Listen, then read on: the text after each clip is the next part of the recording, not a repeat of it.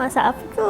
Jom hari ni kita buat kuih tepung bungkus yang mudah cara mak saya. Yang rasa dia lemak-lemak manis, lembut dan wangi daun pisang. Semula jom kita buat inti kelapa. Masukkan 2 keping ises, setengah cawan gula merah, 2 sudu besar gula putih, 1 daun pandan. Rasakan sedikit garam, setengah cawan air dan kita cairkan ke semua bahan dengan api yang perlahan. Lepas tu kita boleh masukkan kelapa parut muda, yang ni kita ambil yang putih, masakkan sekejap bagilah agak nak kering. Masukkan 2 sudu besar tepung gandum dan kita masakkan sampai air gula tu dah kering dan kita boleh tutup api dan sejukkan. Bila dah sejuk, kita boleh bulatkan inti kelapa ni dan kita ketepikan. Untuk inti kelapa ni korang buat je lebih dan simpan dalam peti, nanti saya sharekan resepi guna inti ni. Untuk bancuan tepung, masukkan 200 ml santan, 2,5 cawan air, 1 cawan tepung beras, 1 sudu kecil garam. Lepas tu korang kacaukan tanpa buka api. Bila semua dah sebati, barulah buka api dan masukkan daun pandan, masakkan dengan api yang perlahan dan teruskan kacau. Jangan berhenti sampailah jadi pekat dan smooth elok macam ni. Lepas tu kita bolehlah bungkus. Sapukan sedikit minyak pada daun pisang, kita letak bancuan tepung kita tadi, letakkan inti kelapa atas tepung. Lepas tu kita tutup balik macam saya buat.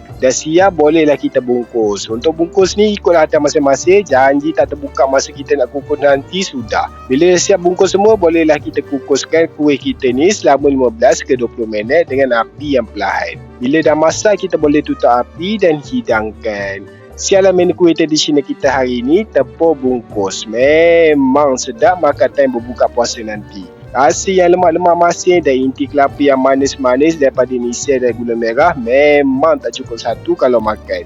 Banyak juga kenangan kuih ni. Untuk resepi lain yang guna inti kelapa ni, korang tunggu je, simpan je dalam peti elok-elok, nanti saya sharekan. Untuk lebih lagi banyak resepi, boleh follow, like dan komen. Jom makan!